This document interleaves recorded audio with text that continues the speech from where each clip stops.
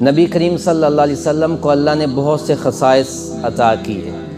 آپ کا حسن ایک خصوصیت تھی، آپ کی گفتگو ایک خصوصیت تھی، آپ کا چلنا ایک خصوصیت تھی، آپ کا علم آپ کی ایک خصوصیت تھی۔ یہ وہ خصائص ہیں جو کسی اور کے پاس نہیں تھے۔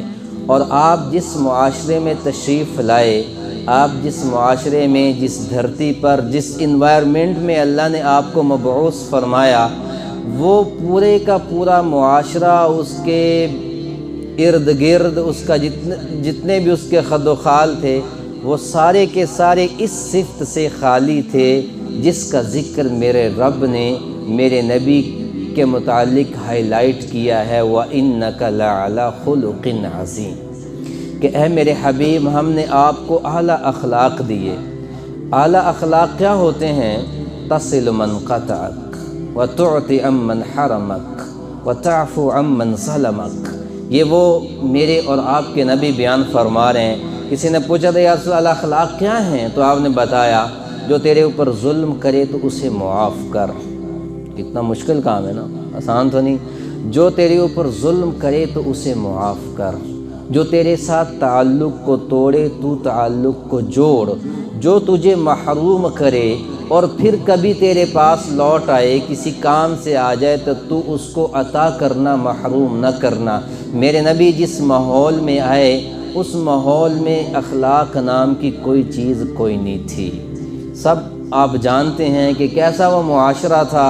ماں کو کوئی نہیں جانتا، بہن کو کوئی نہیں جانتا، باپ کو کوئی نہیں جانتا، بھائی کو کوئی نہیں جانتا، رشتوں کی قدر کوئی نہیں، علم کی قدر کوئی نہیں۔ ان کے پاس شعر و شاعری تھی، نثر تھی، ان کے پاس بہت بڑا ایک ذخیرہ تھا، لیکن حلم نہیں تھا۔ علم تو تھا، حلم تو تھا، ایسے نا جی۔ ان کی جو ہم کہتے ہیں جاہلیت کا زمانہ تھا، تو علماء لکھتے ہیں کہ وہ معلومات کے اعتبار سے جاہل نہیں تھے۔ معلومات کے اعتبار سے تو بڑے بڑے ان میں شعراء تھے، بڑے بڑے خطیب موجود تھے، بڑے بڑے ادیب موجود تھے۔ ان کے اندر کمی حلم کی تھی، جو حلم میرے نبی وہاں پر لے کر آئے۔ تو میں نے جو حدیث پڑھی بس اسی کا ترجمہ کروں گا۔ حضرت انس رضی اللہ تعالیٰ عنہ وہ اس حدیث کے راوی ہیں۔ وہ کہتے ہیں کہ مجھے نبی کریم صلی اللہ علیہ وسلم نے ایک دن ارشاد فرمایا، یا بنیا، اے میرے بیٹے انس، میں تجھے ایک وصیت کرتا ہوں، مشکل کام ہے، اگر تو طاقت رکھتا ہے تو اس کو ضرور کرنا۔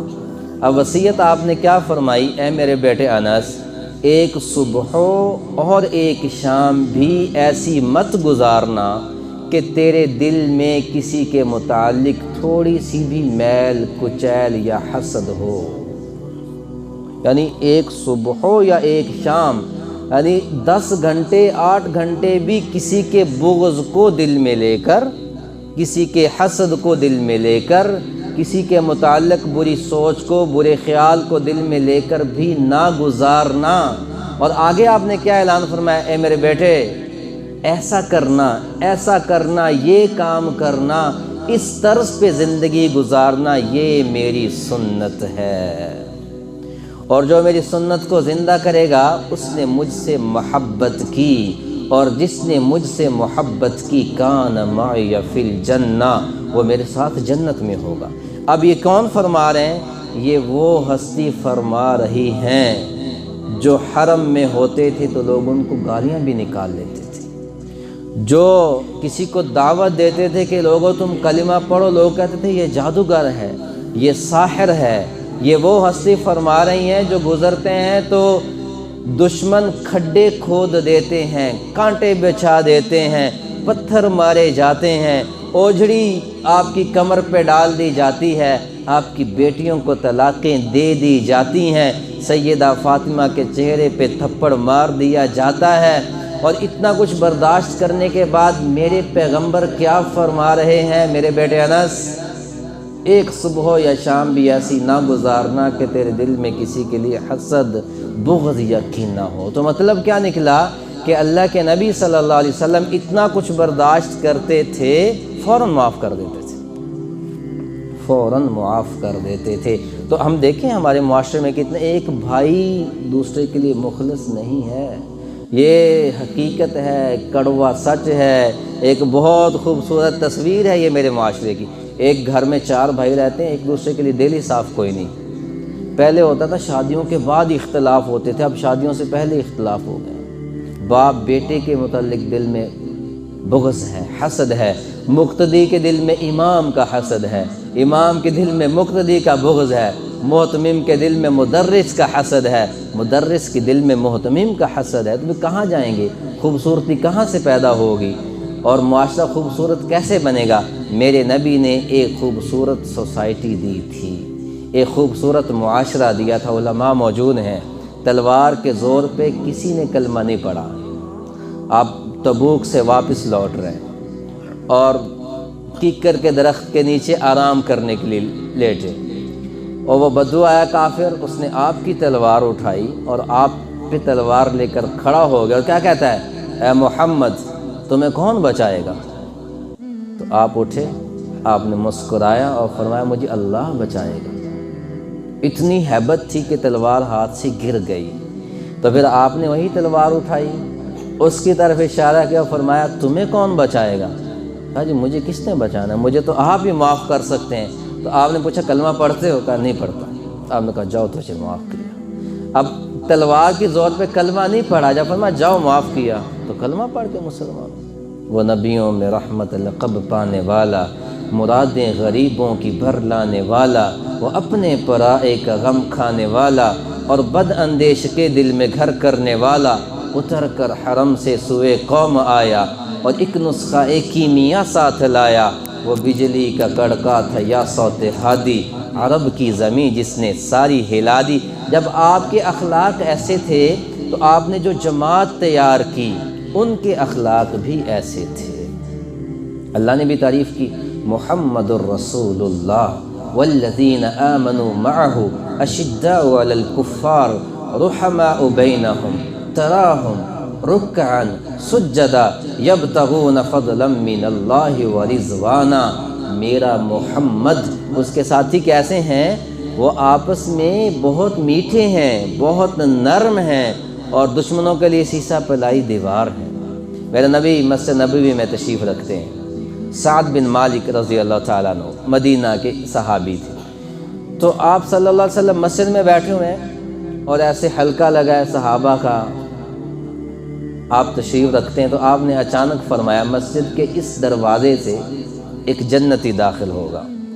سعد بن مالک رضی اللہ تعالیٰ عنہ آ رہے ہیں، جب آپ نے اشارہ فرمایا تو بعد میں جو تشریف لانے والے تھے سعد بن مالک رضی اللہ تعالیٰ عنہ، وہ آ رہے ہیں، انہوں نے وضو کیا ہوا ہے، حدیث میں آتا ہے داڑھی سے پانی کے قطرے ٹپک رہے ہیں، الٹے ہاتھ میں جوتا پکڑا ہوا ہے اور وہ آ کر مجلس کی نکڑ میں بیٹھ جاتے ہیں۔ ایک دن، دوسرے دن پھر یہی ہوا، آپ نے بات کرتے کرتے اچانک اشارہ فرمایا مسجد کے اس دروازے سے ایک جنتی داخل ہوگا۔ وہی صحابی سعد بن مالک اسی انداز میں داڑھی سے وضو کا پانی قطرے ٹپک رہے ہیں، ہاتھ میں جوتا پکڑا ہوا ہے، وہیں پیچھے آ کر بیٹھ گئے۔ تیسرے دن پھر یہی واقعہ ہوا، کون آئے گا؟ اس دروازے سے جنتی آئے گا۔ صحابہ نے مڑ کے دیکھا، وہی صحابی اسی حیت میں آئے اور چپ کر کے بیٹھ گئے۔ اب اس مجلس میں عبداللہ بن عامر رضی اللہ تعالیٰ عنہ نوجوان صحابی ہیں، وہ تشریف رکھتے ہیں۔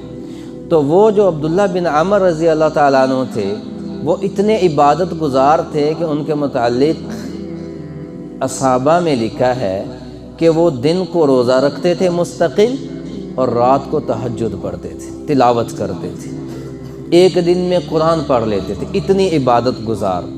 ان کے دل میں یہ چاہت پیدا ہوئی کہ میرا اتنا عمل ہے کہ میں دن کو روزے سے ہوتا ہوں، تلاوت کرتا ہوں، رات کو تہجد پڑھتا ہوں، نوافل پڑھتا ہوں، تو یہ بشارت ان کو کس عمل پہ مل رہی ہو سکتا ہے کہ وہ ایک رات پوری سجدے اور رکوع میں گزار دیتے ہوں۔ تو وہ ان کے پاس گئے، ان کے دل میں چاہت پیدا ہوئی۔ یہ جو میں نے پہلے بات کی کہ سیرت کے سیمینارز، پروگرامز، کانفرنسز کا مقصد یہ ہوتا ہے کہ آپ کے دل میں بھی عشق مصطفیٰ کی ایک تیلی لگ جائے، سن کے عمل کا جذبہ پیدا ہو جائے۔ پھر تو ٹھیک ہے، واہ واہ کہہ کے، نعرے لگا کے، پیسے اڑا کے اور آپ جیسے آئے تھے ویسے ہی چلے جائیں تو پھر کوئی فائدہ نہیں۔ فائدہ تب ہوگا جب ہم کوشش کر لیں، قدم بڑھا لیں، فیصلہ اللہ پہ چھوڑ دیں، اللہ عمل کی توفیق بھی عطا فرما دیں گے۔ تو ان کے دل میں جذبہ پیدا ہوا کہ میں دیکھوں کہ بھی یہ کیا کرتے ہیں۔ تو وہ ان کے پاس گئے اور ان کو جا کر کہا کہ میرے اپنے والد سے جھگڑا ہوا ہے اور میں نے قسم اٹھائی کہ میں 3 دن اپنے گھر نہیں جاؤں گا۔ وہ دیکھنا یہ چاہتے تھے کہ میں ان کے ساتھ رہوں گا، ان کے پاس رات گزاروں گا، میں دیکھوں گا ان کے شب و روز کیسے ہیں، یہ کیسے اللہ کو راضی کرتے ہیں کہ پیغمبر علیہ السلام نے اپنی زبان سے صحابہ کی مجلس میں مسجد نبوی میں ان کے لیے جنتی ہونے کا اعلان کیا۔ شوق تھا، جذبہ تھا۔ تو جب ان کے پاس گئے تو انہوں نے کہا ٹھیک ہے آپ رکیں۔ وہ ساری رات وہ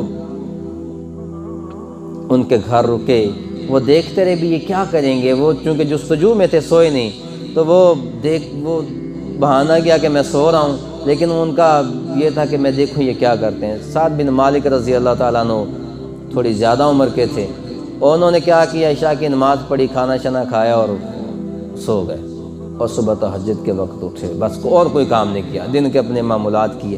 اب 3 دن وہ ان کے پاس رکے، 3 دن 3 راتیں ان کے پاس سوئے۔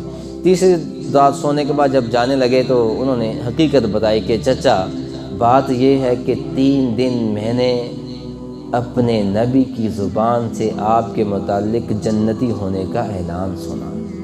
میں آپ کے پاس اس لیے آیا تھا کہ میں دیکھوں آپ رات کیسے گزارتے ہیں، آپ رات میں اللہ کو کیسے راضی کرتے ہیں، لیکن میں نے تو آپ کو الٹ پایا ہے، اور اللہ کے نبی کی زبان کی بات سچ ہے، حق ہے، روز روشن کی طرح عیاں ہے۔ تو آپ بتائیں، میں نے تو آپ کو جو میں سوچ رہا تھا اس کے الٹ پایا کہ آپ آتے ہیں، سو جاتے ہیں، اور بس روٹین میں تہجد تو سارے صحابہ پڑھتے ہیں تو آپ بھی پڑھ لیتے ہیں، تو اور کیا عمل تھا آپ کا؟ انہوں نے کہا بیٹا جو آپ نے دیکھا ہے میرا وہی عمل تھا، وہی عمل تھا اور کوئی عمل نہیں۔ تو وہ جانے لگے تو انہوں نے آواز دی کہ بھتیجے جاتے جاتے ایک بات سنتے جاؤ۔ تو انہوں نے فرمایا کہ میرا باقی تو عمل جو ہے وہ تمہارے سامنے، ایک عمل جو میرے اندر میں سمجھتا ہوں ہے وہ یہ ہے کہ اس دل میں کسی کے لیے حسد نہیں ہے، بغض نہیں ہے۔ میرے نبی نے فرمایا وَلَا تَحَاسَدُوا وَلَا تَبَاغَضُوا وَكُونُوا عِبَادَ اللَّهِ إِخْوَانًا۔ اے میرے امت، حسد نہ کرنا، بغض نہ رکھنا، بھائی بھائی بن کے رہنا اللہ کے بندو۔ یہ انہیں کہا گیا جو سگے بھائی نہیں ہیں۔ اور سگا بھائی سگے بھائی کی گلے کاٹ رہا ہے ایک بالش زمین کے لیے، چند پیسوں کے لیے، ہاں جی، اور چھوٹی چھوٹی باتوں پہ بھائی بھائی کا دشمن بنا ہوا ہے۔ یہ محمدی طرز زندگی نہیں ہے، یہ میرے نبی کی تعلیمات نہیں ہے۔ تو انہوں نے کہا بھتیجے اور تو کوئی عمل نہیں، اس دل کے اندر کسی کے لیے حسد، بغض، عداوت، کسی کے لیے بری سوچ نہیں ہے۔ اور اگلی بات یہ ہے کہ اللہ کسی کو کوئی نعمت دیتا ہے تو مجھے اس پہ حسد نہیں ہوتا، میں اس پہ رشک کرتا ہوں، میں خوشی کا اظہار کرتا ہوں کہ اللہ نے تجھے یہ دے دی۔